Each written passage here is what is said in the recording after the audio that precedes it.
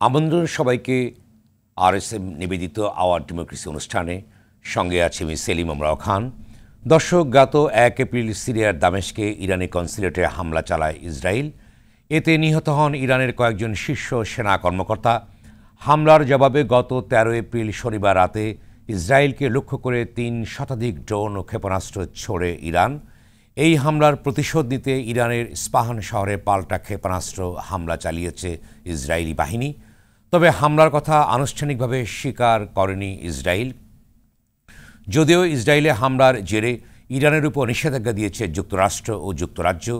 গাজায় গেল ৬ মাস ধরে চলা ইসরায়েলি গণহত্যার জেরে ইসরায়েল ও যুক্তরাষ্ট্রের কড়া সমালোচনা করে আসছেন বিশ্ব নেতারা। এরই মধ্যে দ্বন্দ্বে জড়ালো মধ্যপ্রাচ্যের ২ পরমাণু শক্তিধর দেশ ইরান ও ইসরায়েল। চলমান উত্তেজনার মধ্যেই যুক্তরাষ্ট্র থেকে আরও ১০০ কোটি মার্কিন ডলারের যুদ্ধাস্ত্র কিনছে ইসরায়েল। রাশিয়া ইউক্রেনের চলমান যুদ্ধের বহুমাত্রিক বৈরী প্রভাবের মধ্যেই নতুন করে ইরান ইসরায়েলের দ্বন্দ্বে মধ্যপ্রাচ্যে উত্তেজনা বেড়েছে। মধ্যপ্রাচ্যে যুদ্ধ শুরু হলে বা অস্থিরতা দীর্ঘমেয়াদী হলে বাংলাদেশ নতুন করে বহুমুখী অর্থনৈতিক সংকটে পড়তে পারে বলে মনে করছেন অর্থনৈতিক বিশ্লেষকরা। মধ্যপ্রাচ্যের পরিবর্তিত পরিস্থিতির ওপর নজর রেখে বিভিন্ন মন্ত্রণালয়কে প্রস্তুতি নেয়ার নির্দেশনা দিয়েছেন প্রধানমন্ত্রী শেখ হাসিনা। এমন একটি বাস্তবতা দর্শক আজ আমাদের আলোচনা বিষয়। ইরান ইসরায়েল উত্তেজনা, পরিণতি কী? আর এ বিষয়ে আলোচনার জন্য আজ আমাদের সঙ্গে স্টুডিওতে আছেন সাবেক রাষ্ট্রদূত এম হুমায়ুন কবির, আন্তর্জাতিক সম্পর্ক বিশেষজ্ঞ অধ্যাপক ডক্টর ইমতিয়াজ আহমেদ এবং প্রথম আলোর কূটনৈতিক প্রতিবেদক রাহিদ এজাজ। দর্শক, আপনি আলোচনা অংশ নিতে পারেন। স্ক্রলে দেখা নম্বরে ফোন করে আপনি প্রতিক্রিয়া দিতে পারেন, মতামত জানাতে পারেন, প্রশ্ন করতে পারেন, লিখতে পারেন ফেসবুকেও। যাচ্ছে মূল আলোচনা বিষয় ইরান ইসরায়েল উত্তেজনা, পরিণতি কী। প্রথমেই আমি শুরু করতে চাই অধ্যাপক ডক্টর ইমতিয়াজ আহমেদ, আপনি থেকে শুরু করতে চাই। আপনি তো জানেন যে সর্বশেষ অবস্থা যেটি গত শুক্রবারে অর্থাৎ দুদিন আগেই ইসরায়েল হামলা করেছে ইরানে, যদি সেটি স্বীকার করেনি তারা। এর ভিতর দিয়ে উত্তেজনা, অনেকে বলবার চেষ্টা করেছেন যে এই হামলার ভিতর দিয়ে একটি ডিটারেন্ট অবস্থা বিরাজ করার একটি অবস্থায় যাচ্ছে বলে মনে করছেন। আবার কেউ কেউ বলছেন যে উত্তেজনা আরও ছড়িয়ে যেতে পারে, যে বহুমাত্রিক অবস্থায় বিরাজ করছে। আপনার কি বিশ্লেষণ আছে এখানে? ধন্যবাদ। কয়েকটা জিনিস আমার মনে হয় পরিষ্কার হয়েছে। বড় আকারে ইরান যে আক্রমণ করলো, সেই আক্রমণের মাধ্যমে একটা ডেটারেন্স তৈরি হয়েছে, এবং ডেটারেন্স তৈরি যে হয়েছে তারও কিছুটা আভাস পাওয়া যাচ্ছে এখন। কারণ যেই পাল্টা আক্রমণ করলো, সেখানে এখন পর্যন্ত যতটুকু আমরা খবর জানি কোনো হতাহত হয়নি, এবং এমন কোনো বড় আক্রমণ হয়নি, খুবই অল্প। এবং আমরা দেখলাম খুব কিছুক্ষণ মানে তেহরানের এয়ারপোর্টও খুলে গেল। সেই হিসাবে বোঝা গেল যে একটা ডেটারেন্স তৈরি হয়েছে প্রথমবার, যেখানে ইসরায়েল খুবই চিন্তিত থাকবে যে ভবিষ্যতে যেই ধরনের অ্যাসাসিনেশন পলিটিক্সের মধ্যে সে ছিল, শুধু যে ডামাস্কাসের অ্যাসাসিনেশন না, ইসরায়েল ৬জন বৈজ্ঞানিককে মেরেছে। ছোট্ট প্রশ্ন আপনাকে করতে হয়, সেটি হচ্ছে কি যে আপনি অনেকে বলবার চেষ্টা করেছেন যে এটি একটি ডিটারেন্স কিনা, কিন্তু অনেকে বলবার চেষ্টা করেছেন যেহেতু ইসরায়েল এর ভেতরেই হামাসের সঙ্গে যুদ্ধে লিপ্ত আছে, গাজায় অন্যদিকে ওদিকে হিজবুল্লাহ আছে, ইয়েমেনের যোদ্ধারা আছে, দামেস্কে সিরিয়ায় যোদ্ধারা আছে, এই প্রেক্ষিতে একটি কৌশল কিনা আপনি কি মনে করবেন? না, আমার মনে হয় না। আমার মনে হয় যেটা দেখা দরকার যে নেতানিয়াহু এখন যেই পাল্টা আক্রমণ করলো, সেই পাল্টা আক্রমণের মাধ্যমে নেতানিয়াহু কতদিন ইসরায়েলের জনগণকে এটা বুঝাতে পারবে আমার মনে হয় না। কারণ ইসরায়েলের ভিতরে অলরেডি সমালোচনা শুরু হয়ে গেছে, বিক্ষোভও শুরু হয়ে গেছে নেতানিয়াহুর বিপক্ষে। তারপরে আন্তর্জাতিক পর্যায়েও নেতানিয়াহুর উপর বড় আকারে প্রেসার দিচ্ছে। তো অন্য কথায় এই ডেটারেন্স যে তৈরি হয়েছে, এতে কোনো সন্দেহ নেই। কারণ যেই এফিসিয়েন্সি দেখিয়েছে ইরান, এর একটা বড় কারণ হচ্ছে যে যেগুলো ভূপাতিত হয়েছে, যদি মানে বলাই হচ্ছে যে ৯০% উপরে তার চেয়ে বেশি, সেটা কিন্তু ইসরায়েল একা করেনি। সেখানে আমেরিকা বড় আকারে ভূমিকা পালন করেছে। এবং এখন যেই মানে আমেরিকান যারা গবেষক তারাই বলছেন যে বেশিরভাগই আমেরিকাই কিন্তু এটাকে বন্ধ করেছে। তার মানে হচ্ছে যে ইসরায়েল একা করেনি। আচ্ছা, এই এর যে কারণটা বিষয়টা, কি হতে পারে? অর্থাৎ যুক্তরাষ্ট্র যেখানে গাজাতে একটি ম্যাসিভ ডিজাস্টার করছে, গণহত্যা চলছে, যেখানে 34,000 ইতিমধ্যেই নিহত হয়েছে, সেখানে ইরান তো যুক্তরাষ্ট্রের সঙ্গে একটি বড় ধরনের বৈরী সম্পর্কের মধ্যে আছে। সেই ক্ষেত্রে এই যে হামলাটি অর্থাৎ নিয়ন্ত্রণ করলো এবং যুক্তরাষ্ট্রই কিন্তু নিয়ন্ত্রণ করেছে, আমরা গণমাধ্যমে যেটি দেখতে পেয়েছি, এর পেছনে কারণটা কি আছে বলে আপনি মনে করেন? না, একটা জিনিস আমার মনে হয় প্রথম থেকে ছিল, সেটা হলো নেতানিয়াহু প্রথম থেকেই চাচ্ছিল যে এই যুদ্ধটা বাড়ানো। যুদ্ধ ছাড়া যেই রেজিম এখন আছে ইসরায়েলে, যেটাকে অনেকেই বলছে জেনোসাইডাল রেজিম বা অ্যাপারথাইড রেজিম, এর যুদ্ধ ছাড়া কিন্তু কোনোভাবেই কোনোভাবেই অন্যভাবে সম্ভব না। মানে যেটা আমি যদি পিছনে যাই, জার্মানির সেই হিটলারের কথা বলি, সে কিন্তু একটার পর একটা যুদ্ধ ছাড়াই, এবং ওই যুদ্ধ দিয়েই কিন্তু শেষ পর্যন্ত চলে গেল। তো কথাটা হচ্ছে যে এই ধরনের একটা রেজিম, তার তো কোনো যুদ্ধ ছাড়া উপায় নেই। তার উপর ব্যক্তিগত সমস্যা রয়ে গেছে। যেই মুহূর্তে নেতানিয়াহু প্রধানমন্ত্রী আর থাকবেন না, সেই মুহূর্তে ইসরায়েলি কোর্ট তার পিছনে যাবে, কারণ বড় করাপশনের চার্জের মধ্যে সে আছে। সো সেই জায়গায় যদি আমি যাই, রেজিম ইটসেলফ হলো যুদ্ধ ছাড়া কোনোভাবেই সম্ভব না, এবং অনেক চেষ্টা করেছে, কিন্তু যেই এফিসিয়েন্সি ইরান দেখিয়েছে, সেটা আমার মনে হয় অনেকেই চিন্তা করতে পারেনি, হয়তো ভাবতে পারেনি এতখানি করবে। কিন্তু যেহেতু কোনো মানুষ মারা যায়নি এতগুলো হামলার পরেও, এবং যেখানে কি বলা হয়, যেই টার্গেট করা হয়েছে দু তিনটা, সেটাও সামরিক টার্গেট, সব মিলে আমার মনে হচ্ছে যে একটা ডেটারেন্স তৈরি হয়েছে। এখন নেতানিয়াহু কতদিন ক্ষমতায় থাকে সেটা দেখা দরকার। ধন্যবাদ। আমি আবারও আসবো আপনার কাছে। এ পর্যায়ে যাচ্ছি হুমায়ুন কবির। আপনি তো রাষ্ট্রদূত ছিলেন, আপনি বলুন যে যেখানে মানে এই প্রথমবারের মতো ইরান অর্থাৎ ইসরায়েলের অভ্যন্তরে 300 ক্ষেপণাস্ত্র এবং ড্রোন হামলা চালিয়েছে, এটি বড় ধরনের ঘটনা যেটা গণমাধ্যমে এসছে, এবং আচ্ছা, বড় ধরনের একটি ঘটনা নিঃসন্দেহে বলা যেতে পারে। এবং এই যে ইরানের যে এই যে সাহসটি, অর্থাৎ কেউ তো এ পর্যন্ত 5বার যুদ্ধ হয়েছে বিভিন্ন সময়, অর্থাৎ ইসরায়েলকে কেউ কাবু করতে পারে না, কিন্তু ইরান এককভাবেই যে আক্রমণটি পরিচালনা করলো, এর পেছনে কি ভূ রাজনৈতিক কারণ বা কি কারণ থাকতে পারে, বা তার শক্তি উৎসটা কোথায়? ধন্যবাদ আপনাকে। আসলে আপনি বলছিলেন, তো আমি একটু পেছন দিকে যাই। যদি আমরা খুব আশ্চর্য হচ্ছি যে ইসরায়েলে ইরান আক্রমণ করেছে, সেটা নিয়ে বেশ আলাপ আলোচনা হচ্ছে। 2020 সালে যখন কাসেম সোলেমানিকে ট্রাম্প সাহেব হত্যা করেছিলেন ইরাকে, তারপর কিন্তু ইরাকে মার্কিন ঘাঁটিতে ইরানিরা আক্রমণ চালিয়েছে, এবং প্যাটার্নটা কিন্তু একই ছিল, যে তারা আক্রমণের কয়েক ঘন্টা আগে আমেরিকানদেরকে মেসেজ দিয়েছে যে আমরা তোমাদের আক্রমণ করব, এবং আমরা চাই না তোমাদের জানমালে কোনো ক্ষতি হোক, কিন্তু আমাদের এই আক্রমণটা করতে হবে, তোমরা সেটা বুঝবে, এটা আমরা আশা করি। এবং সেখানে কিন্তু মার্কিন ঘাঁটিতে, ইরাকে মার্কিন ঘাঁটিতে ব্যাপক ক্ষয়ক্ষতি হয়েছিল, যদিও আমেরিকানরা মারা যায়নি, এবং আমেরিকানরা কিন্তু সেটাকে গ্রহণ করে নিয়েছে। তারা জানতো যে এটা ইরানের অভ্যন্তরীণ রাজনৈতিক কারণেই বা তার জাতিগত সম্মানের কারণেই তাকে এটা করতে হবে।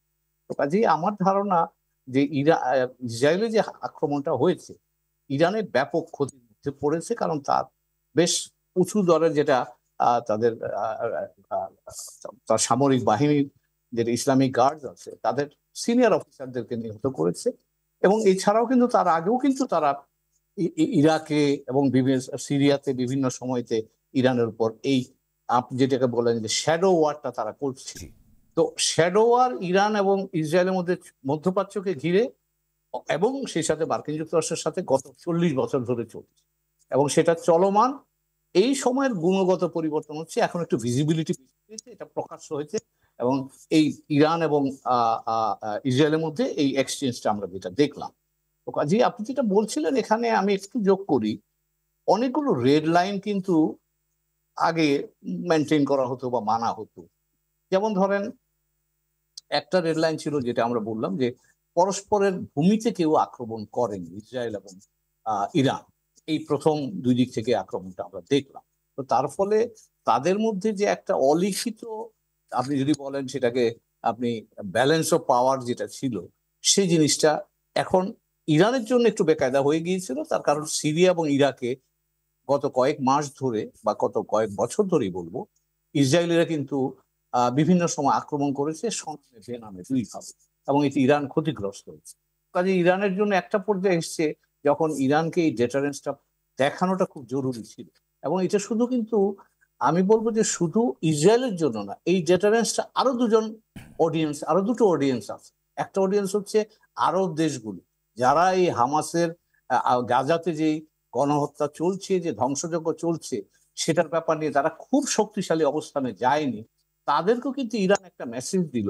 এবং আমার ধারণা, এবং এটার বিভিন্ন এভিডেন্স আমরা দেখছি, আরব জনগোষ্ঠীর কাছে কিন্তু ইরান একটা রেজিস্ট্যান্স, মানে শক্তিশালী একটা পক্ষ হিসাবে নিজেকে ইতিবাচক একটা শক্তি হিসেবে প্রতিষ্ঠিত করেছে মধ্যপ্রাচ্যের মানুষের কাছে। সরকারগুলো ভিন্ন কথা। আরেকটা হচ্ছে যে মার্কিন যুক্তরাষ্ট্র কিন্তু, আপনি নিশ্চয়ই মনে আছে, ট্রাম্প সাহেব যখন ছিলেন তখন কিন্তু ম্যাক্সিমাম প্রেশার বলে একটা কনসেপ্ট চালু করেছিলেন, ইরানের উপর প্রচন্ড প্রেশার তৈরি করেছিলেন। এখন মার্কিন যুক্তরাষ্ট্রে সম্ভাব্য ট্রাম্পের ফেরত আসা সময় তো, এবং রিপাবলিকানরা এখন কংগ্রেসে যেভাবে ইরানের উপর এখনই ভোটাভুটি হচ্ছে ইরানের উপর স্যাংশনটাকে আরো ঘনীভূত কিভাবে করা যায় তার জন্য, ইরান এটা বুঝতে পারছে যে মার্কিন যুক্তরাষ্ট্র ইরানের উপর তাদের চাপ বাড়াতেই থাকে। এবং ইরানের একটা জায়গায় লাইন ড্র করা দরকার ছিল, যে তোমরা যদি এটা করো তাহলে কিন্তু আমরা রিয়েক্ট করবো। এবং আমার ধারণা তিনটে অডিয়েন্সকে ইরান। আচ্ছা, আর একটি প্রশ্ন আপনার কাছে, অর্থাৎ আপনি বলতে চাইলেন যে মধ্যপ্রাচ্যের জনগণ কিন্তু যে রেজিস্ট্যান্স গড়ে তুলেছে, ইরান সেই পক্ষে আছে, কিন্তু রেজিম যেগুলো আছে, দেশগুলো যেগুলো আছে, আমরা তো তার প্রতিক্রিয়া, যেমন আপনি বললেন যে গাজায় যে জেনোসাইড চলছে সেখানে তারা সেই ধরনের প্রতিক্রিয়া দেখাতে ব্যর্থ হয়েছে। অন্যদিকে ইরান যখন ইসরায়েল আক্রমণ করলো তারপরে কিন্তু আমরা উল্লেখযোগ্য প্রতিক্রিয়া একমাত্র এরদোগান ছাড়া আমরা দেখতে পাইনি। তাহলে এই ক্ষেত্রে কি দাঁড়াচ্ছে? পাননি সেটা, এবং সেটাই তো ইরান সেই জিনিসটাই প্রমাণ করতে চেয়েছে যে ওখানকার রেজিমগুলো যারা আছে তারা যে সত্যিকার অর্থে মানুষের পক্ষে শক্তি নয়। এবং ইজিপ্ট সেখানে তার মিসাইল আটকে দিয়েছে, সৌদি আরব মিসাইল আটকে দিয়েছে, তার অর্থ এখন প্রকাশ্য দেখা যাচ্ছে যে বেসিক্যালি এই রেজিমগুলো ইসরায়েলের সমর্থন বা আমেরিকান সমর্থনের উপরেই টিকে আছে। এবং মধ্যপ্রাচ্যের সাধারণ জনগণের কাছে এখন প্রতিরোধ যদি বলেন, সেই শক্তি হিসাবে হামাস দাঁড়াচ্ছে, এবং সেই সাথে ইরান এসছে, এবং তার পাশাপাশি ইরানের সহযোগী যারা আছে তাদেরকে এক্সিস অফ রেজিস্ট্যান্স বলে বলা হয়। অর্থাৎ তারা এখন মানুষের কাছে গ্রহণযোগ্যতা বাড়বে। এবং লং টার্মে যদি আপনি খেয়াল করেন, এখন থেকে 10-20 বছর পরে আমার ধারণা ইরানের এই অ্যাকশনটা দীর্ঘমেয়াদী একটা ইতিবাচক রাজনৈতিক ফল ইরান পাবে। এখন না হলেও সেটা মধ্যপ্রাচ্যের যে পরিবর্তন, এবং সেটা কিন্তু কিয়দংশে আমরা দেখছি। যেমন আমি একটা দৃষ্টান্ত দিয়ে বোঝাই, 2003 সালে বা তারও আগে যদি 80 সালে যখন ইরান যুদ্ধ হয়, 1979 সালে ইরানের ইসলামিক বিপ্লবের পরপরই সেটাকে ধ্বংস করার জন্য বা সেটাকে কন্টেইন করার জন্য কিন্তু মার্কিন যুক্তরাষ্ট্র এবং পাশ্চাত্য জগৎ সাদ্দাম হোসেনকে ব্যবহার করেছিল যাতে এটা কন্টেইন করা যায়। আজকে যদি আপনি মধ্যপ্রাচ্য লক্ষ্য করেন, মধ্যপ্রাচ্য আগে পুরোটাই মার্কিনীদের কন্ট্রোলে ছিল। আজকের মধ্যপ্রাচ্য, বিশেষ করে 2003 সালে ইরাকে মার্কিন যুক্তরাষ্ট্র ঢুকবার পরে এখন কিন্তু বাস্তব অর্থে ইরানের স্ট্র্যাটেজিক দিক থেকে ইরানের লাভ অনেক বেশি হয়েছে, at the cost of the United states and also Israel. আপনি লক্ষ্য করবেন আজকেই ঘটনা ঘটেছে একটা, যে ইরাকে ইরানপন্থী যে গোষ্ঠী আছে, সশস্ত্র গোষ্ঠী, তার উপরে হামলা হয়েছে। এটা আমেরিকানরা বলেছে আমরা করিনি, ইসরায়েল করেছে।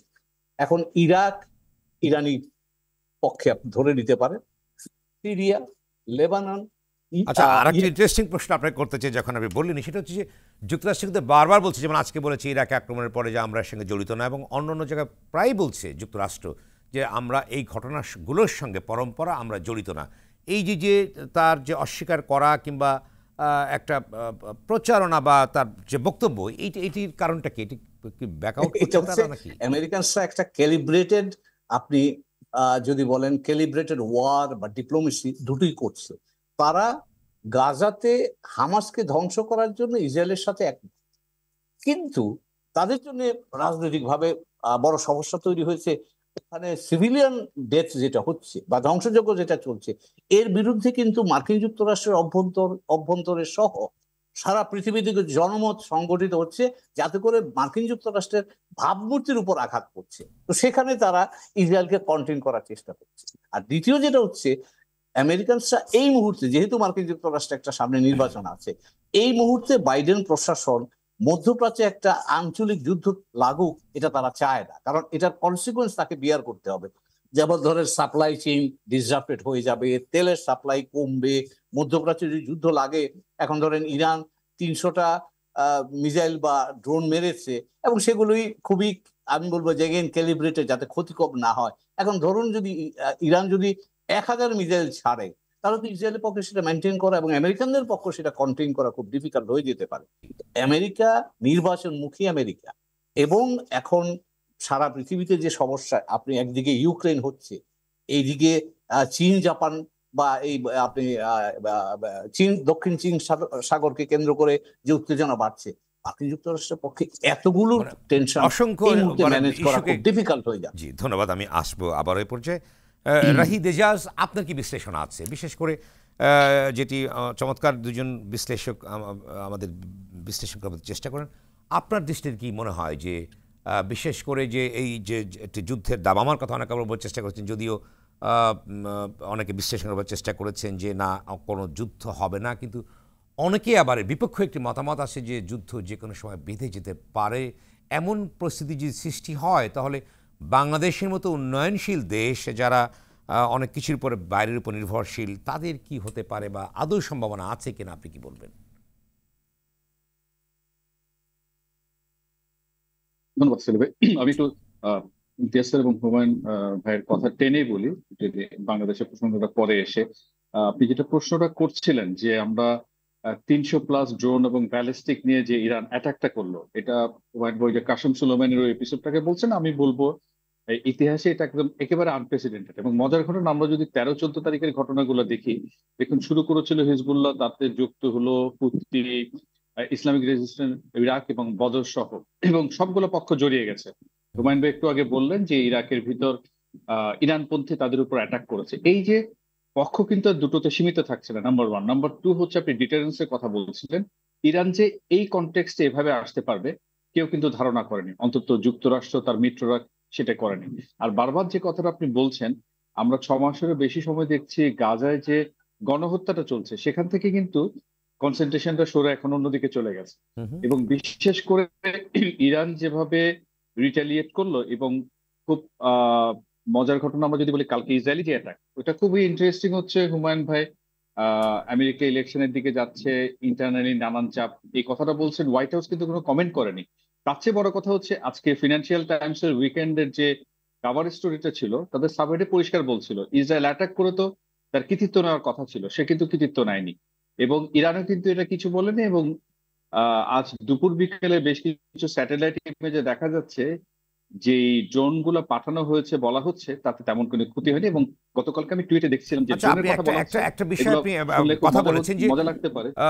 রাহিদ এজাজ, আপনি বলেছেন যে যুক্তরাষ্ট্রের যেটি মুখপাত্র, আপনি ঠিকই বলেছেন যে ইরাক, এবং তিনি প্রেস কনফারেন্সে আগেই বলেছেন যে এই দুটো ইস্যু নিয়ে আমরা কোনো কমেন্ট করবো না। এর কি মানেটা কি? সবকিছু নিয়েই তো তারা কথা বলে থাকে।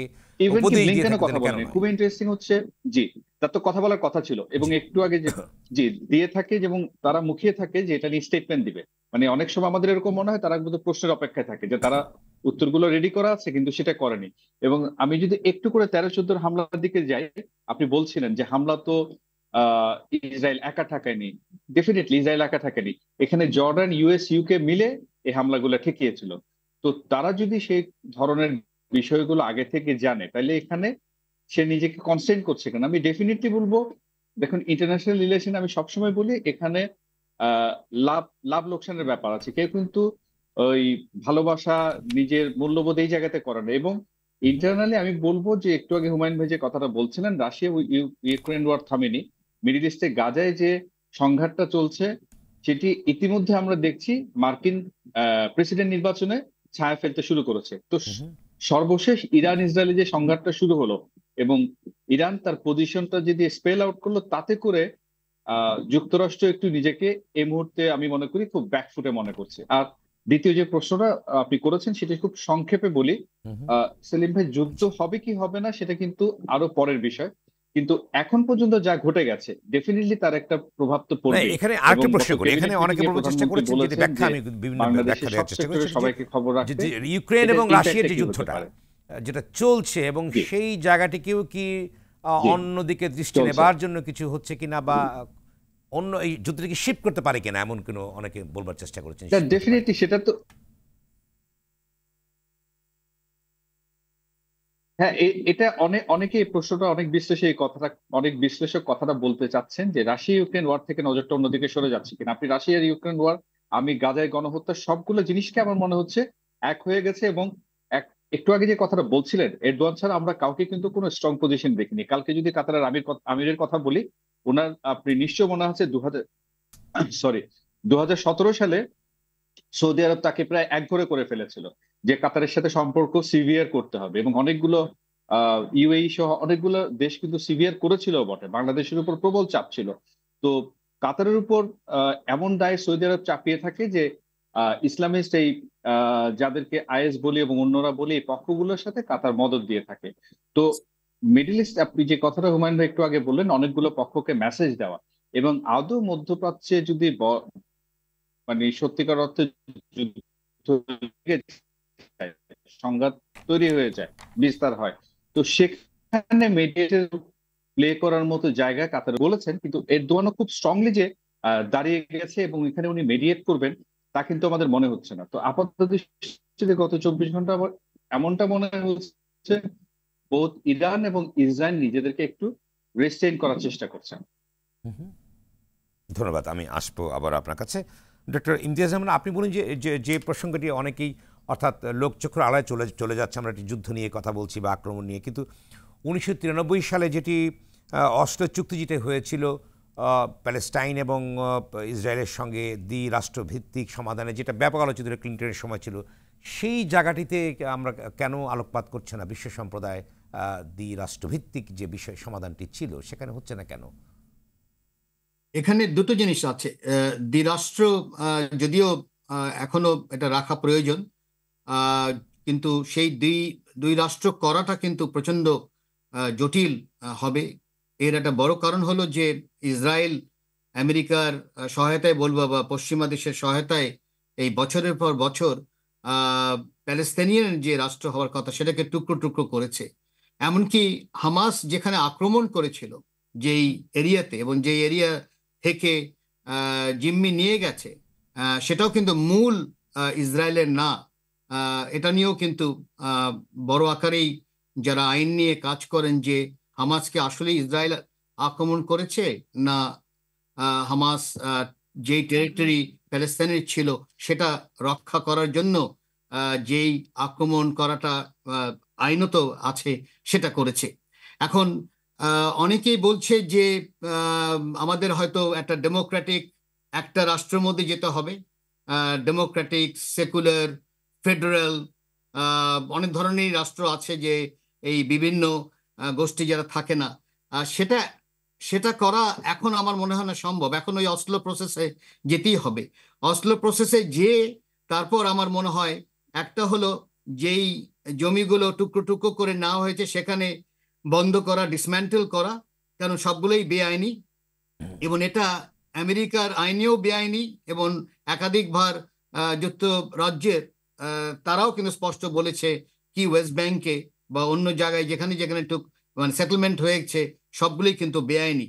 তো কিন্তু ট্রাম্প তো তার রাজধানী শিফট করলো তার আমলে, যেটা জেরুজালেমে, এটি প্রসঙ্গে কি বলবেন? যেটি কি সিদ্ধ ছিল না তো সেটি? এক্স্যাক্টলি, ওটাও বেআইনি, এবং যার জন্য অনেকেই এখনো স্বীকৃতি দেয়নি এবং যায়নি। এখন ডোনাল্ড ট্রাম্পের মধ্যে সবসময় একটা চমক ছিল, এটাও মনে রাখতে হবে, যার জন্য জো বাইডেনও খুব চিন্তিত বা আমেরিকাও চিন্তিত, এমনকি মূল ইসরায়েলও চিন্তিত যে ডোনাল্ড ট্রাম্প যদি আবার ক্ষমতায় আসে তাহলে সে কি করবে, কেন এত আনপ্রেডিক্টেবল, খুব বলা মুশকিল সে কি করবে। কিন্তু যেহেতু একটা কনসেনসাস বড় করেই আমেরিকায় আছে, বিশেষ করে যারা অস্ত্র উৎপাদন করেন, এবং কোনো সন্দেহ নেই যে জুইশ লবি সেটাও শক্তিশালী। তবে এটাও বলতে হবে যে এবার যেই পরিমাণে জুজরা আমেরিকায় সমালোচনা করছে এবং রাস্তায় নেমেছে, এটাও কিন্তু একটা বড় পরিবর্তন, যেটা কখনো জুইশ কমিউনিটিতে হয়নি। তো আমার মনে হয় না যে আপাতত সেই ডেমোক্রেটিক ফেডারেল এক রাষ্ট্র ইসরায়েল অ্যান্ড প্যালেস্তাইন মিলে করা সম্ভব। আপাতত আমার মনে হয় ওই অসলো প্রসেসেই যাওয়া প্রয়োজন, যেটা হলো দুই রাষ্ট্র তৈরি করা। ধন্যবাদ। জনাব হুমায়ুন কবির, আপনি কি বলবেন এর প্রসঙ্গে? দুটো বিষয় বলবো। একটা হচ্ছে যে আপনি যেটা বলছিলেন সেটা নিয়ে আলোচনা আছে, এবং গত কয়েকদিন ধরে জাতিসংঘে আহ প্যালেস্টাইন রাষ্ট্রকে পূর্ণ সদস্য হিসাবে নেয়ার জন্য কিন্তু একটা প্রক্রিয়া চলমান ছিল, এবং এটা সিকিউরিটি কাউন্সিলে গত পরশুদিনই মার্কিনিরা ভেটো দিয়েছে। বাকি 14 জন সদস্য কিন্তু এটাকে সমর্থন করেছে। তো তার অর্থ হচ্ছে যে স্বাধীন প্যালেস্টাইন রাষ্ট্র জেরুজালেমকে রাজধানী করে প্রতিষ্ঠার জন্য আন্তর্জাতিকভাবে চাপটা আবার তৈরি হচ্ছে। এবং এখানে আমি একটু পেছনে গিয়ে যদি জিনিসটাকে ব্যাখ্যা করি তাহলে বুঝতে সুবিধা হবে। এই 7ই অক্টোবরে এই যে হামাস ইসরায়েলে আক্রমণ করলো বলে এই ঘটনা থেকে আজকে আমরা অপরম্পরা হিসাবে এসছি, তার কারণ কিন্তু হচ্ছে আব্রাহাম অ্যাকর্ডস। অর্থাৎ 2020 সালে বাহরাইন, সৌদি আরব এবং ইসরায়েল, এই 3টা দেশ মিলে কিন্তু প্যালেস্টাইন ইস্যুটাকে চাপা দিয়ে ইসরায়েলকে লেজিটিমাইজ করার জন্য আমেরিকার নেতৃত্বে এই আব্রাহাম অ্যাকর্ডস করেছিল। এবং বস্তুত তারপরে গত 3টা বছর ধরে কিন্তু প্যালেস্টাইন একটা ইস্যু এটা নিয়ে আলোচনা হয়নি। এবং গত বছর আপনার যদি মনে থাকে, নেতানিয়াহু জাতিসংঘের সাধারণ পরিষদে বক্তৃতা করার সময় তিনি একটা বোর্ড নিয়ে নিজে সাধারণ পরিষদের প্ল্যাটফর্মে দাঁড়িয়ে তিনি কলম দিয়ে দেখিয়েছেন যে এখন ইসরায়েলের সাথে সৌদি আরবের সম্পর্ক হবে, বাহরাইনের সম্পর্ক হবে, ইউএর সম্পর্ক হবে। তো কাজেই এখানে অন্য কিছুতে আসবার কোনো কারণ নাই। এবং প্যালেস্টাইন ইস্যুটা কিন্তু বলতে পারেন যে একেবারে ডেট করে দেওয়ার চেষ্টা করছিল, এবং সেটাকে পুনরায় এজেন্ডাতে আনবার জন্যই কিন্তু এই যে হামাস 7 তারিখে এরকম একটা কাণ্ড করলো। আপনি বলতে চেয়েছেন যে এটাকে ফিরিয়ে আনার জন্য এজেন্ডাকে আমি আসবে একটি বিরতির পরে আবারও দুর্ভুক্ত করার জন্যই এই ঘটনাটা করলো। এবং এখন কিন্তু আমরা চাই বা না চাই, প্যালেস্টাইন ইস্যু কিন্তু আবার এজেন্ডায় ফেরত এসছে। অনেক মূল্য প্যালেস্টাইনিদের দিতে হচ্ছে, কিন্তু এই ইস্যুটা আমার ধারণা, যদি প্যালেস্টাইনি ইতিহাসকে আমরা একটু পর্যালোচনা করি, মধ্যপ্রাচ্যের বড় ধরনের কোনো ঘটনার পরেই প্যালেস্টাইন ইস্যুতে আবার নতুন করে আলোচনা এবং একটা সমাধানের দিকে যাওয়ার একটা প্রচেষ্টা। এই আলোচনা আবারও আসবে একটি বিরতির পরে, এই আলোচনা আমি আবারও আসবো। দর্শক, জেডএসআরএম নিবেদিত আওয়ার ডেমোক্রেসি অনুষ্ঠানে নিচ্ছি ছোট্ট বিরতি, সঙ্গেই থাকুন।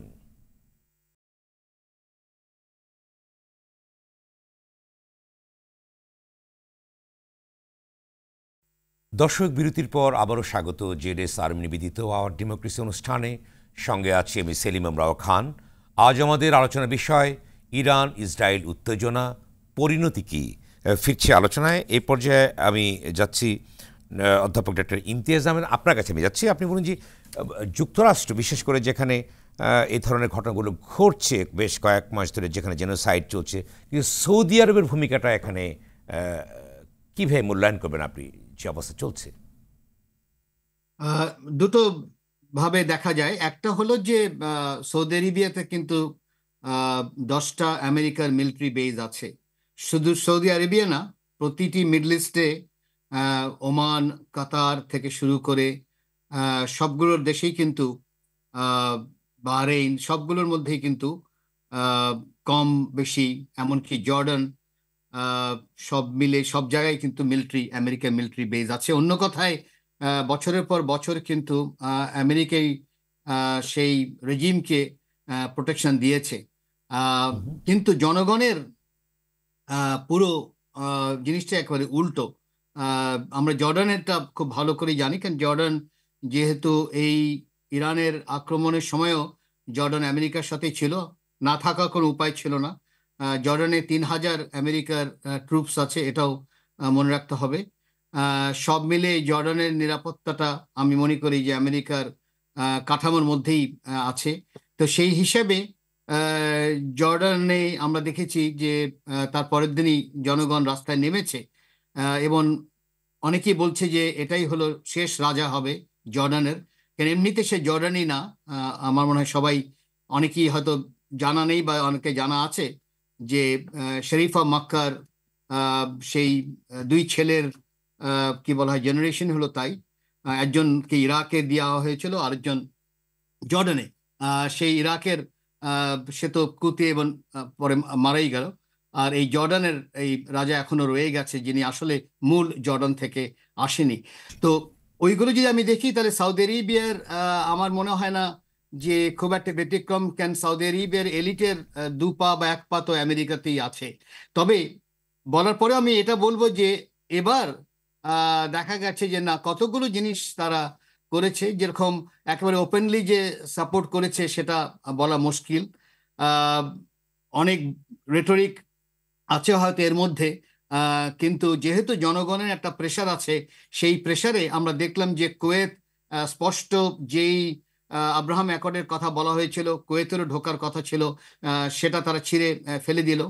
সেই জিনিসটা যদি আমরা দেখি, তাহলে বোঝাই যাচ্ছে যে মিডল ইস্টে যদিও একাধিক মিলিটারি বেজের কারণে এদের সবার যে ফরেন পলিসি বা ডিফেন্স পলিসি একেবারে স্বাধীনভাবে করে, সেটা মনে হয় না। একবার বেজ যদি চলে আসে, যেটা আমরা জার্মানির ব্যাপারে দেখলাম বা ইউকের ব্যাপারে দেখলাম, এগুলো সবগুলোই কিন্তু আমেরিকান মিলিটারি বেজের দেশ। এমনকি ইটালিতে, এমনকি জাপান, এরা সবগুলোই কিন্তু military base, American military base. তো সেটা যদি আমরা দেখি, সেই হিসাবে একেবারেই যে রাতারাতি পাল্টে যাবে সম্ভব না, তাদের অর্থনীতির সাথেও জড়িত। তবে সৌদি আরবে যদি আমি দেখি যে সে ব্রিক্সে ঢুকছে, তারপরে ইরানের সাথে বিরাট সম্পর্ক তৈরি করেছে, যেটা আগে একেবারেই ছিল না। সব মিলে পরিবর্তন আসছে, তবে যতখানি মানুষ আশা করছে সেটা হয়তো তাদের কারো আপাতত হয়তো সম্ভব না, দৃশ্যমান হবে। ধন্যবাদ। আমি আসবো আবারও আপনার কাছে। আমি রাহিদ এজাজ, আপনি বলুন যে আপনার কি বিশ্লেষণ আছে এ প্রসঙ্গে। বিশেষ করে আর একটি বিষয় আসছে, আজকের একটি খবর আছে, আমরা দেখতে পেয়েছি যে নেতানিয়াহুর গ্রেপ্তারি পরোয়ানার সিদ্ধান্ত হয়েছে, যেটি আন্তর্জাতিক আদালত ঘোষণা করেছে এবং যে কোনো সময় গ্রেপ্তারের ঘোষণা আসতে পারে। অন্যদিকে চীন এবং রাশিয়ার যে ভূমিকাটা আমরা লক্ষ্য করেছি যে তারা কেউ সাইলেন্ট আছে, এবং যদিও পুতিন বলেছেন যে সর্বোচ্চ সংযম ধারণের কথা বলবার চেষ্টা করেছেন। এই যে অক্ষশক্তিগুলোর যে অবস্থানগুলো আমরা লক্ষ্য করছি, বিশেষ তার ভিতরে নেতানিয়াহুর গ্রেপ্তারি পরোয়ানার যে সিদ্ধান্ত, এই বিষয়টিকে আপনি কিভাবে দেখবেন? কি বড় ধরনের পরিবর্তন? ধন্যবাদ। এই চায়না নিয়ে এই ভাবছিলাম আপনি প্রশ্ন করার আগে বিরতির সময় চায়না নিয়ে বলবো। জি, যে আপনি একটু আগে স্যারকে জিজ্ঞেস করছিলেন সৌদি আরব বা মিডল ইস্টার্ন দেশগুলোর অবস্থা, উনি কিন্তু খুব চমৎকার ভাবে বিশ্লেষণ করেছেন যে তাদের কনস্ট্রেন্টটা কোথায়, ইনক্লুডিং জাপান, ইটালি, জার্মানির প্রসঙ্গ আসবে। আপনি যখন আইসিসির যে গ্রেপ্তারি পরোয়ানার কথা বলছেন, আমরা কিন্তু ইউক্রেন ওয়ারের কনটেক্সটে পুতিনের ক্ষেত্রেও দেখেছি, এবং পুতিনের ক্ষেত্রে যেটা দেখছি, মোর অর লেস হোম ফ্রন্টে পুতিন থেকে পুরো দুনিয়া চষে বেরিয়ে লাভরভ কিন্তু যুদ্ধটা করছে। পুরো আপনার ডিপ্লোমেসি বলেন, ফরেন পলিসি বলেন বা ওয়ারফেয়ার, পুরোটাই করছে। কাজে এটি যেমন খুবই সিগনিফিকেন্ট যে অ্যারেস্ট ওয়ারেন্ট ইস্যু হওয়াটা, কিন্তু তার চেয়ে আপনি যে এক্সিসের কথা বললেন সে জায়গায় আমি চলে আসি, এবং একটু পেছনের দিকে আপনি বলছিলেন রাশিয়া ইউক্রেন থেকে চোখ সরানো কিনা, চায়না রাশিয়ার রোলটা কি হবে। পুতিন খালি বলেছেন কনস্ট্যান্ট, কিন্তু আমি যদি চায়না রোলের কথা বলতে গিয়ে সৌদি আরব এবং ইরানের মধ্যে যে আবার সম্পর্ক পুনঃস্থাপন, সেখানে কিন্তু চায়না একটা বড় রোল প্লে করেছিল। এবং আমরা দেখছিলাম কোভিড পরবর্তী সময়ে জিওপলিটিক্যাল যে একটা কম্পিটিশন টেনশন দেখতাম, ইভেন কি আমাদের এই অঞ্চলেও দেখেছি যে প্রভাব বলো এটা, সেটা মালদ্বীপসে বলেন, নেপালে বলেন, শ্রীলঙ্কায় বলেন, বাংলাদেশ তো আছেই। তো সেই জায়গায় চাই চীনের এই চুপ থাকাটা কিন্তু খুবই আমার কাছে অ্যাপারেন্টলি মনে হচ্ছে খুবই আহ দেখবার মতো। কারণ চীন রাশিয়া ইরানের নেগোসিয়েশনের পরে কিন্তু একটু মাসেল ফ্লেক্স করা শুরু করেছিল, এবং আমরা যদি প্রেসিডেন্ট শি জিনপিং এর উল্ট ডিপ্লোমেসির কথা বলি, তারা কিন্তু আনলাইক তাদের প্রিডিসেসর শি জিনপিং, তার প্রিডিসেসরদের বাইরে তিনি কিন্তু একটু মোর তার পশ্চাৎটা শো করতে পছন্দ করেন। তো সেই জায়গাতে চীনের চুপ থাকাটা আমার কাছে মনে হয়েছে যে চীন পরিস্থিতি আরো দেখতে চাচ্ছে কিনা বা কোন দিকে যায় সেটা করে কিনা। আবার পুতিনও কিন্তু যা বলেছেন শুধু রেস্টেইন থাকা ছাড়া। তো এই জায়গাতে আপনি যদি চায়না রাশিয়া বলেন, টার্কি বলেন, আবার মিডল ইস্টার্ন সৌদি এবং অন্যরা বলেন, এই পোলারাইজেশনটা কোন দিকে হয় সেটি দেখার আছে। এবং একটু আগে রাশিয়া ইউক্রেনের কথা যখন বলছিলেন, আমি ইউএস হাউসের ভোটাভুটির দিকে চোখ রাখছিলেন। একটু আগে বিরতির সময় আমি এবং হুমায়ুন ভাই আলোচনা করছিলাম যে $95 বিলিয়ন যে এইডটা পেন্ডিং ছিল, লং ডিলেড ফরেন এইড বিল, এবং 95-এর মধ্যে দেখুন সেলিম ভাই, তার 26 বিলিয়ন হচ্ছে ইসরায়েলের জন্য, যেটি মূলত অস্ত্র, 61 বিলিয়ন হচ্ছে ইউক্রেন ওয়ারের জন্য, 8 বিলিয়ন হচ্ছে US allies for the Indo Pacific reason, এবং মাত্র 9 বিলিয়ন হচ্ছে গাজায় হিউম্যানিটেরিয়ান এইড। তার মানে খেয়ে পরে খাবার এবং পথ্য সহ যা যা লাগে তার জন্য। আর ইন্টারেস্টিং ঘটনা হচ্ছে এই ফরেন এইড বিল নিয়েই কিন্তু হাউসের স্পিকার মাইক জনসন, যিনি মূলত রিপাবলিকান, তিনি কিন্তু তার দলের সমর্থন পাচ্ছেন না, এবং এমন বলা হচ্ছে তিনি হয়তো তার পদেই হারাতে পারেন। তো একটু আগে যেটা বলছিলেন যে বাইডেন চুপ কেন, স্পোক্স পার্সন চুপ কেন, এবং এই যে যুদ্ধ সেটি গাজায় হোক, ইরান ইসরায়েল হোক, এবং রাশিয়া ইউক্রেন ওয়ার হোক, সেটি আলটিমেটলি কিন্তু যুক্তরাষ্ট্রের অভ্যন্তরীণ রাজনীতিতে প্রভাব ফেলছে। এবং এই যে তারা তাদের চুপ থাকা বা একটু নিচু স্বরে কথা বলা, এটা কিন্তু মোটামুটি আমরা এই বিল থেকে কিছুটা চিত্রটা বুঝতে পারি। তো সেই জায়গাতে আপনি যখন আজকে কথা বলছি, শুধু ইরান ইসরায়েলের সংঘাতটা কিন্তু তাদের দুটো দেশের মধ্যে সীমিত নয়, সেটির মধ্যপ্রাচ্য ছড়িয়েছে। আমরা যদি জিওপলিটিক্যাল এক্সিসের কথা বলি, তাকে ছুঁয়েছে, এবং বাংলাদেশের মতো দূরের একটি দেশ তার কপালে চিন্তার রেখা তুলে দিয়েছে যে সামনের দিনগুলো আমাদের কি হতে পারে। ধন্যবাদ। জনাব হুমায়ুন কবির, আপনি কি বলবেন প্রসঙ্গে? ধন্যবাদ আপনাকে। রাহিদ ইজাজ একটা ভালো প্রসঙ্গ তুললেন। এখন কিন্তু মার্কিন কংগ্রেসে হাউস অফ রিপ্রেজেন্টেটিভস ভোটাভুটি চলছে। তিনটা বিষয় এখানে প্রধান, চারটা বা তিনটা মূলত। একটা হচ্ছে ইউক্রেনের জন্য $61 বিলিয়ন, মানে যেটা অনেকদিন ধরে পেন্ডিং ছিল, তার জন্য অ্যাপ্রুভাল, মানে হয়তো অ্যাপ্রুভাল হবে। ইসরায়েলের জন্য $26 বিলিয়ন কথা শুনলেন। আরেকটা যেটা গুরুত্বপূর্ণ এবং এইটার সাথে এসে যোগ হচ্ছে, সেটা হচ্ছে তাইওয়ানের জন্য। এবং তাইওয়ানের জন্য দেয়াটা কিন্তু আমি বলবো যে আপনি চায়নাকে অহেতুক খোঁচাটা দিচ্ছেন। এবং এই খোঁচাটা দিলে যেটা হবে যে ইরান যে জায়গায় অবস্থানে দাঁড়িয়ে আছে, ইতিমধ্যেই কিন্তু রাশিয়ানদের সাথে ইরানের এই ড্রোন উৎপাদন এবং এই মিসাইল টেকনোলজি নিয়ে আদান প্রদান হচ্ছে। এবং আপনি যদি 2015 সালে আমরা যদি ফেরত যাই, যে নিউক্লিয়ার ডিল যেটা হয়েছিল, JCPOA বলা হয়, তখন কিন্তু এই মার্কিন যুক্তরাষ্ট্র সহ 6টা শক্তি, মার্কিন যুক্তরাষ্ট্র, United Kingdom, Russia, China, France এবং জার্মানি, এরা সবাই ইউনাইটেড ছিল to contain Iran from not developing nuclear weapon. আজকে যদি আপনি লক্ষ্য করেন, সেই ডিভিশনটা, সেই ঐক্যমতটা কিন্তু নাই। তো একদিকে চায়না এবং রাশিয়া এখন ইরানের সাথে তাদের সংযুক্তিটা গভীরতর হবে, এবং সেই গভীরতর হলে গ্লোবাল পাওয়ার ইকুয়েশন যদি দেখেন, মার্কিন যুক্তরাষ্ট্র, রাশিয়া, চায়না, এখন এই ত্রিভুজের দুই পক্ষ যেই দিকে থাকবে, সেই পক্ষটা কিন্তু ভারী হওয়ার একটা সম্ভাবনার কথা কিন্তু আন্তর্জাতিক পরিমণ্ডলে আলোচিত হচ্ছে। কাজেই এই মধ্যপ্রাচ্যে যে ঘটনাগুলি ঘটছে, এগুলো কিন্তু অটোমেটিক্যালি কানেক্টেড হয়ে যাচ্ছে। এবং রাইট ঠিকই বলেছে, আপনি আজকে এই যে মার্কিন কংগ্রেসে যে বিষয়গুলো নিয়ে আলোচনা হচ্ছে, ফরেন এইড বিল, ওই বিলটার দিকে আপনি দেখলে বুঝতে পারবেন কিভাবে ইস্যুস গুলো কানেক্টেড হয়ে আছে, এবং তারই আমরা মাল্টিপ্লায়ার এফেক্ট সামনের দিকে দেখতে থাকবো। এবং এখন ইরানের জন্য কিন্তু এটা একটা বিষয়, কারণ ইরান, আমরা যতই বলি, ইরানের জন্যও কিন্তু সার্ভাইভেল আছে। কাজে তাকে এই মুহূর্তে সে ভালোই বুঝতে পারছে যে ইসরায়েল তার রাস্তা চিনে গেছে, আক্রমণ করেনি কিন্তু রাস্তাটা চিনেছে, এবং তাকে যদি মার্কিনেরা সমর্থন দেয় তাহলে তার উপর হামলা হতে পারে।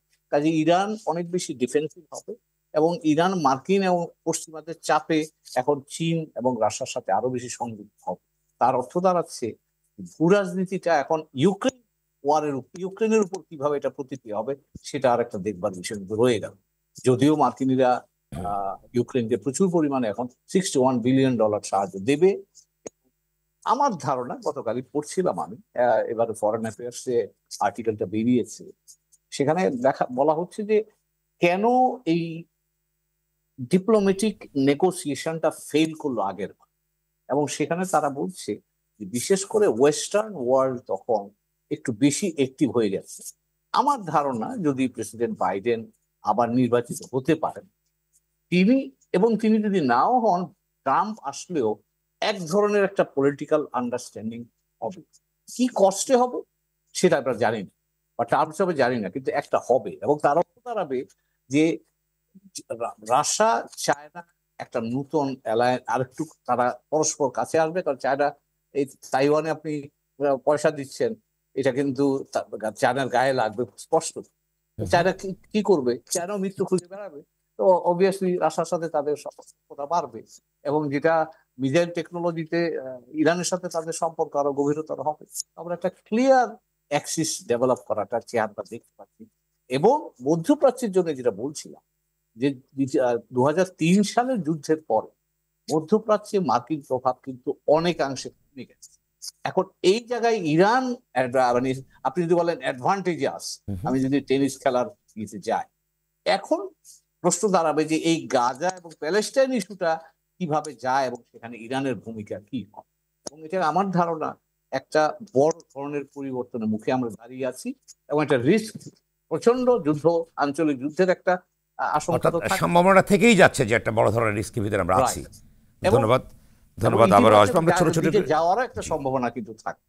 আমরা ছোট ছোট করে আলোচনা করি। বাংলাদেশ প্রসঙ্গে নিয়ে একটু আসি, যে এর ভিতরে কিন্তু ব্যবসায়ীর উদ্বেগ প্রকাশ করেছেন। আমরা যেটা আপনাদের আলোচনা থেকে দেখলাম যে আসলে যুদ্ধের তেমন সম্ভাবনা নেই, কিন্তু একটা আঞ্চলিক যুদ্ধেরই একটা দামাজল অলরেডি বেজে উঠছে। এর ভিতরে আমাদের ব্যবসায়ীরা শঙ্কা প্রকাশ করেছেন, যদি বাংলাদেশ একটি উন্নয়নশীল দেশ। এই প্রেক্ষাপটে জনাব ইমতিয়াজ আহমেদ, আপনার কাছে যাচ্ছি যে কি হতে পারে যে একদিকে ইউক্রেন যুদ্ধ, তার জন্য বাজেট অ্যালোকেশন করেছে কংগ্রেশনাল বডি, অর্থাৎ আমরা যেটা বললাম যে $61 মিলিয়ন সম্ভবত করেছে, এবং বিলিয়ন ডলার।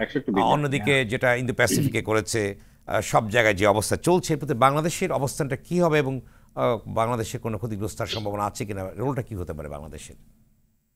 আচ্ছা, প্রথমে একটু ক্ল্যারিফাই করা দরকার, এই যে $বিলিয়ন যে বাজেট, এটা তাইওয়ান পাচ্ছে না, কিন্তু এটা ইউক্রেনও পাচ্ছে না। এটা কিন্তু আমেরিকার যে স্পেন্ড করবে তাদের প্রোডাকশন, পেন্টাগন, সে পাচ্ছে। কিন্তু অন্য কথায় এটা আমেরিকান ওয়ার্কার্সরা যারা এই মিলিটারি ইন্ডাস্ট্রিয়াল কমপ্লেক্সে আছে তারা পাচ্ছে, কিন্তু পরে চার্জ করছে ইউক্রেন বা তাইওয়ান, তারা এই পয়সাটা দিবে। এই পয়সাটা কিন্তু বাইরে যাচ্ছে না, এই পয়সাটা কিন্তু এটাই হলো আমেরিকা, এটাই হলো মিলিটারি ইন্ডাস্ট্রিয়াল কমপ্লেক্স, যার জন্য এটাই প্রেসিডেন্ট আইজেনহাওয়ার তখনই বলেছিল ফেয়ারওয়েল স্পিচে যে এটাকে তোমাদের পরিবর্তন করতে হবে, নালে কিন্তু তোমরা পারবে না। এবং অনেকেই মনে করে যে ডোনাল্ড ট্রাম্প সেটাই চেষ্টা করছিল, কিন্তু উইথ অল দ্য আনপ্রেডিক্টেবিলিটি এবং কি বলা হয় বিভিন্ন ধরনের যে সমালোচনা আছে, তারপরেও যদি বলি, কেন সে ছিল মূলত ব্যবসায়ী, এবং তার ওই মেক আমেরিকা গ্রেট অ্যাগেনের মধ্যে কিন্তু এই মিলিটারি ইন্ডাস্ট্রিয়াল কমপ্লেক্স, এই যে এই দিচ্ছে, যে এটা কিন্তু কোনোভাবেই তাইওয়ান পাচ্ছে না, কিন্তু এটা আমেরিকানরাই পাচ্ছে। তো ওটাই তো ক্লারিফাই করা দরকার, কারণ মানুষ হয়তো ভাবছে যে সে টাকা বিলিয়ে যাচ্ছে ইত্যাদি, তা কিন্তু করছে না। এক্স্যাক্টলি তার ইকোনমি, এবং এইটাই হলো তার প্রোডাকশন, এবং যার জন্য সেই গার্মেন্টস তার কাছে নেই, সবগুলো এখন সে বাইরে পাঠিয়ে দিয়েছে। এমনকি তার যে অটোমোবাইলের যে একটা বিশাল ফোর্ডের যে কি বল রীতিমতো যে দাপট ছিল, সেটাও এখন চলে গেছে এই মিলিটারি ইন্ডাস্ট্রিয়াল কমপ্লেক্সের পাল্লায় পড়ে। এখন যত এই টাকাগুলো যাবে, বোঝাই যাচ্ছে বিশাল পরিমাণে ইউক্রেন, ইসরায়েল এবং এই আয়রন ডোমের জন্য টাকা ডলার দিয়েছে, এই সবগুলোই কিন্তু ওই আমেরিকার মিলিটারি ইন্ডাস্ট্রিয়াল কমপ্লেক্স লাভ। এখন আমি সংক্ষেপে বলুন যে বাংলাদেশের অবস্থা কি হতে পারে, আমাদের কি ভাবার দরকার? সংক্ষেপে আমরা তিনজনের কাছেই যাব। না, আমাদের যেটা দরকার সেটা হলো আমার প্ল্যান বি, প্ল্যান সি তৈরি করে রাখা দরকার। আমাকে আগে থেকেই মনে রাখতে হবে যে সমস্যা বাড়তে পারে, সেই হিসাবে ভয়টা না দেখিয়ে, ভয়ের কোনো কারণ নেই, কারণ একটা সুবিধা পৃথিবী আছে, সেটা হয়তো পৃথিবী একটা মাল্টিপোলারের দিকে যাচ্ছে, এবং বাংলাদেশে আর একটা সুবিধা আছে, যেহেতু সবার সাথে বন্ধুত্ব সে রাখছে।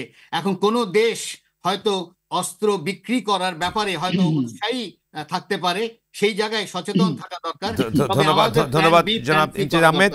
আমি রাহিদে যে আপনি 30 সেকেন্ডে বলুন যে বাংলাদেশে করণীয়টা কি আছে বা কি হতে পারে 30 সেকেন্ড। আমি করণীয়ের ক্ষেত্রে কেস এক্সাম্পল দিয়ে একদম প্রিসাইসলি দুটো ইস্যু বলবো। একটা নিশ্চয় মনে আছে, আইএস বিরোধী একটা কোয়ালিশন হয়েছিল এবং বাংলাদেশের উপর চাপ ছিল, রিকোয়েস্ট ছিল যে বাংলাদেশ যাবে কিনা, আর কাতারকে নিয়ে সৌদি আরবের যে পোলারাইজেশন সেখানেও।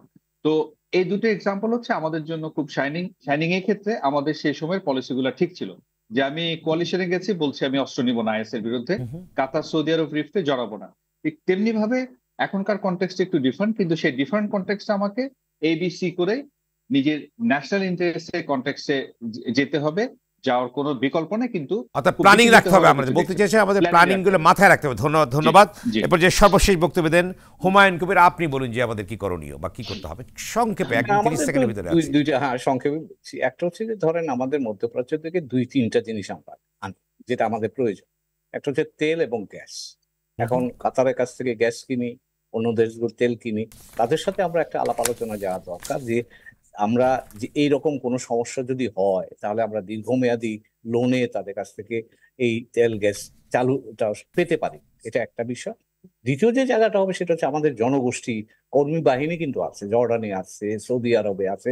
ইনফ্যাক্ট সৌদি আরব 1 নাম্বার আমাদের ইম্পোর্ট রেমিটেন্সের 1 নাম্বার সোর্স। ইউএইতে আছে, ওমানে আছে। এই দেশগুলোর সাথে আমাদের সংযুক্ত থাকা দরকার, কারণ যে কোনো উত্তেজনার প্রথম ধাক্কাটা গিয়ে লাগে কিন্তু মানে বিদেশি এই জন্য আপনি বলতে চেয়েছেন যে সরকারকে পরিকল্পিতভাবে প্ল্যান অনুযায়ী আগাতে হবে, যাতে করে আপৎকালীন সময় Proactively আমরা আমাদেরকে engage সেকেন্ড লাইন হতে আমরা হবে। করতে পারি। ধন্যবাদ আপনাদের তিনজনকে আলোচনায় অংশ নেবার জন্য। দর্শক, জেডএসআরএম আওয়ার ডেমোক্রেসি আজ এ পর্যন্তই। সবাই ভালো থাকুন, সুস্থ থাকুন, নিরাপদে থাকুন।